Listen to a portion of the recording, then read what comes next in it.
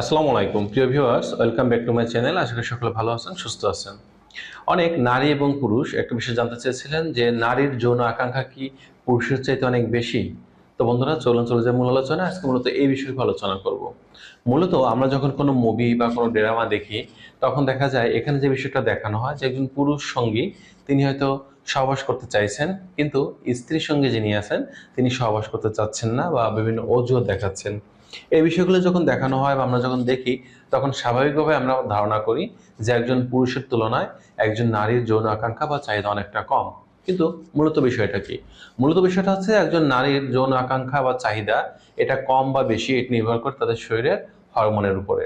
অর্থাৎ পুরুষের যৌন চাহিদা যেমন বৃদ্ধি পায় টেস্টোস্টেরন হরমোন লেভেল বৃদ্ধি পাওয়ার কারণে বা মাধ্যমে, ঠিক একইভাবে একজন নারীর শরীরে যৌন চাহিদা বৃদ্ধি বা কম এটা নির্ভর করে তিনটি হরমোনের উপরে। মূলত নারীদের শরীরে যৌন চাহিদাটা তিনটি হরমোন নির্ভর করে, নিয়ন্ত্রণ করে। প্রথম হরমোনটা হচ্ছে টেস্টোস্টেরন হরমোন। অনেকে হয়তো মনে করেন যে এটা শুধু পুরুষের হরমোন, কিন্তু বিষয়টা এমন না। এটা নারীদের শরীরে আছে, তবে পুরুষের তুলনায় কিছুটা কম। এবং এই হরমোনটার পাশাপাশি দ্বিতীয় নম্বর যে হরমোনটা থাকে সেটা হচ্ছে ইস্ট্রোজেন হরমোন। একজন নারীর শরীরে যখন টেস্টোস্টেরন হরমোন এবং ইস্ট্রোজেন হরমোনটা বেশি পরিমাণে থাকবে বা চূড়ান্ত পর্যায়ে থাকবে, তখন সেই নারী যৌন চাহিদার কিন্তু চূড়ান্ত শিখরে থাকবেন এবং প্রচন্ড পরিমাণে সেক্সুয়াল মুডে থাকবেন। অপরদিকে তৃতীয় নম্বর যে হরমোনটা থাকে নারীদের, এটাকে বলা হয় প্রজেস্টেরন হরমোন। যখন কোনো নারীর শরীরে এই প্রজেস্টেরন হরমোন লেভেলটা বেশি থাকে, তখন নারীরা যৌন আকাঙ্ক্ষা চাহিদা খুবই কম অনুভব করেন।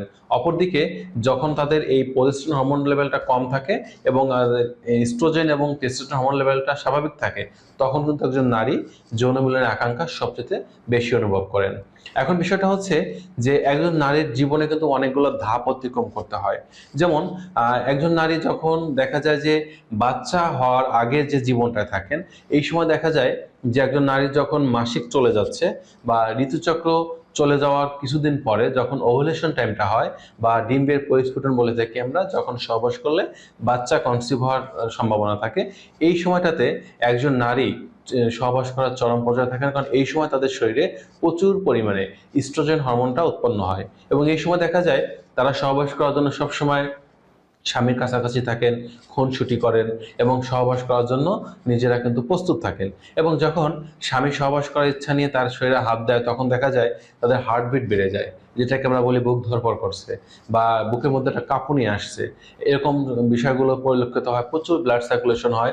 এবং এর পাশাপাশি দেখা যায় তাদের যে ভ্যাজাইনা ক্লাইটোরিসটা আছে, এটা কিন্তু সংবেদনশীল হয় বা ইরেক্টেড হয়। একজন পুরুষ যখন উত্তেজিত হন, তখন একজন পুরুষের পেনিসটা কিন্তু সুদৃঢ় হয় বা ইরেক্টেড হয়ে শক্ত হয়ে দাঁড়িয়ে যায়। ঠিক একইভাবে একজন নারীরও কিন্তু যে ভ্যাজাইনার উপরে ছোট্ট মটরশুঁটি দানার মতো ক্লাইটোরিসটা আছে, এই ক্লাইটোরিসটা বড় হয়ে যায় এবং এটা কিন্তু ইরেক্টেড হয়, শক্ত সুদৃঢ় হয়ে যায়। একটা আলাদা রকমের অন্যরকম একটা অনুভূতি কিন্তু একজন নারী এই সময়টাতে উপলব্ধি করে থাকেন। এবং এর পাশাপাশি যেটা হয়, মেয়েদের যে ভালভা আছে, ভালভা ফুলে যায় এবং এখান থেকে কামরস সিক্রেশন হতে শুরু করে বা জায়গাটা পিচ্ছিল হয়ে যায়। এবং সর্বোপরি দেখা যায় যে মেয়েরা ঘেমে যায়। এই সিমটমগুলো যখন দেখবেন, তখন বুঝতে হবে যে আপনার স্ত্রী বা আপনার সঙ্গিনী এখন সহবাস করার চূড়ান্ত পর্যায়ে আছে বা নিজে প্রচন্ড এক্সাইটেড অবস্থায় চলে আসছে। কিন্তু এই এক্সাইটেড অবস্থা, উত্তেজনা অবস্থা কিন্তু আবার অনেক সময় মেয়েদের থাকে না।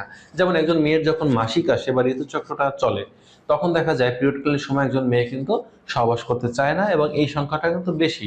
তবে অল্প কিছু মেয়ে আছে, তাদের এই সময়টা আবার সহবাস করার ইচ্ছা থাকলেও থাকতে পারে, তাদের সংখ্যাটা খুবই সীমিত, যার কারণে তাদের সংখ্যাটা নাই বললাম। তবে এটাই আমরা বলবো যে সবার যখন একজন মেয়ের পিরিয়ড চলে, তখন তারা সহবাস গ্রহণ করতে চায় না বা পারে না, কারণ এই সময় হরমোনাল কিছু ইমব্যালেন্স থাকে। ঠিক একইভাবে যখন একজন মেয়ে বাচ্চা কনসিভ করে, বাচ্চা কনসিভ করার পরে যেহেতু তার পেটে যে বাচ্চাটা আসছে, এই বাচ্চাটা তার শরীরের পরিবর্ধন বা বৃদ্ধি বা সকল কিছু করার জন্য কিন্তু সেই বাচ্চার যে মা, তার শরীর থেকে পুষ্টি কিন্তু গ্রহণ করে থাকে। এবং পুষ্টি ভিটামিন গ্রহণ করার কারণে তখন দেখা যায় অনেক ক্ষেত্রে সেই বাচ্চার মা যিনি হচ্ছেন তার কিন্তু শরীরে হরমোনাল ইমব্যালেন্স আসে এবং এই ক্ষেত্রে কিন্তু যৌন চাহিদা বা যৌনতা কিছুটা কমে যেতে পারে। তবে অনেকে দেখা যায় আবার ঠিকমতো যারা খাওয়া দাওয়া করতে পারেন, পুষ্টিকর খাবার গ্রহণ করেন, তাদের কিন্তু আবার এই সময়টা স্বাভাবিক থাকে বা বেড়েও যেতে পারে। আর তৃতীয় নম্বর যে বিষয় থাকে সেটা হচ্ছে বাচ্চা প্রসব পরবর্তী যে সময়টা থাকে, অর্থাৎ যখন বাচ্চা দুনিয়াতে আসে, ভূমিষ্ঠ হয়, এরপরে দেখা যায় বাচ্চাকে যখন বুকের দুধ খাওয়ানো হয়, তখন মেয়েদের শরীরে ইস্ট্রোজেন হরমোনটা কমে যায়, এর পরিবর্তে প্রোল্যাক্টিন হরমোনটা বেড়ে যায়, যেহেতু বাচ্চাকে বুকের দুধ খাওয়ায়। এবং এর পাশাপাশি দেখা যায় যে তাদের এই অক্সিটোসিন নিঃসরণ হয় শরীর থেকে।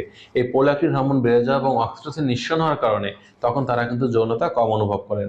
ঠিক একইভাবে 4 নম্বর যে বিষয়টা থাকে সেটা হচ্ছে একজন মেয়ে যখন বয়স বেড়ে যায় বা মেনোপজে চলে যান, মাসিক ঋতুচক্রটা বন্ধ হয়ে যায়, তখনও কিন্তু একজন নারী আর আগের মতো যৌনতা অনুভব করেন না, তখন তাদের যৌনতা অনেকটা কমে যায়।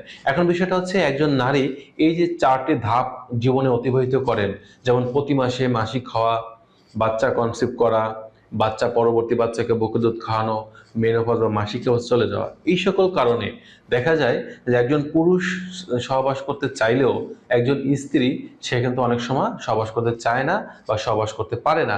এটা দেখে অনেকেই আমরা মনে করি যে হয়তো পুরুষের তুলনায় নারীদের যৌন চাহিদা কম।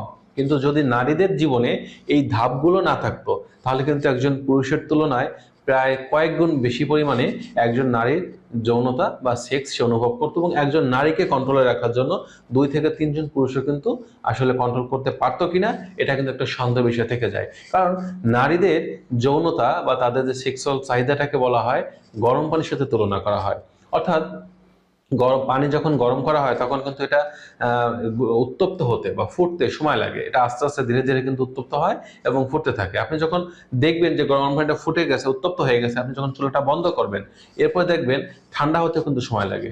কিন্তু পুরুষের এই উত্তেজনাটাকে বলা হয় আগুন বা লোহার দ্বন্দ্বের সাথে তুলনা করা হয়। অর্থাৎ আগুন বা লোহার দ্বন্দ্বটা যেমন খুব দ্রুত গরম হয়, উত্তপ্ত হয়, আবার খুব দ্রুত ঠান্ডা হয়ে যায়। ঠিক একইভাবে পুরুষের চাহিদাটা কিন্তু এইভাবেই কিন্তু নির্ণয় করা হয়। আবার অনেক সময় এটাও দেখা যায় যে একজন নারী এবং পুরুষ যে দম্পতি আছেন দুজনের যে যৌন চাহিদা কিন্তু একরকম থাকে না। কখনো কখনো দেখা যায় আমরা অনেক রোগী যারা আসে চেম্বারে দেখতে পাই বা তাদের থেকে যে তথ্যগুলো জানতে পাই সেটা হচ্ছে অনেকে বলেন যে আমার হাজবেন্ডের চাহিদা একেবারেই কম। আবার অনেকে বলেন যে আমার চাহিদা প্রচুর কিন্তু আমার স্ত্রীর চাহিদা একেবারেই কম। অর্থাৎ দুই দম্পতির যে সমান চাহিদা থাকবে বিষয়টা কিন্তু এমন হয় না।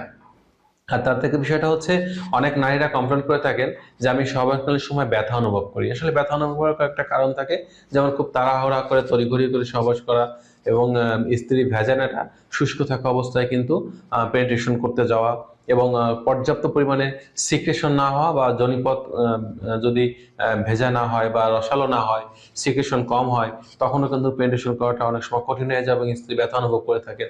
এবং এক্ষেত্রে দেখা যায় মেয়েদের শরীরে ইস্ট্রোজেন হরমোনটা কমে যাওয়ার ফলে কিন্তু এই বিষয়গুলো বেশি হয়, অর্থাৎ তাদের ভ্যাজিনাল ড্রাইনেস এটা দেখা দিয়ে থাকে।